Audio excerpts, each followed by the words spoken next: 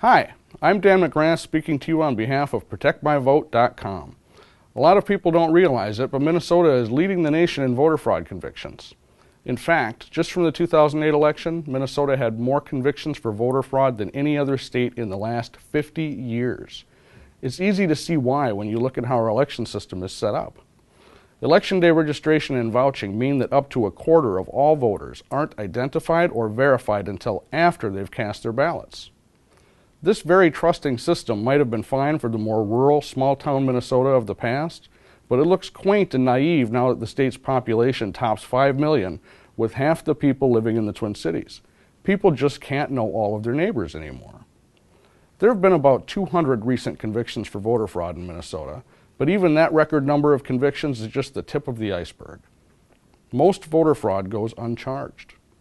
Over 6,000 people who used election day registration and voted in 2008 were later flagged for challenge by election officials because they provided names and/or addresses that didn't check out.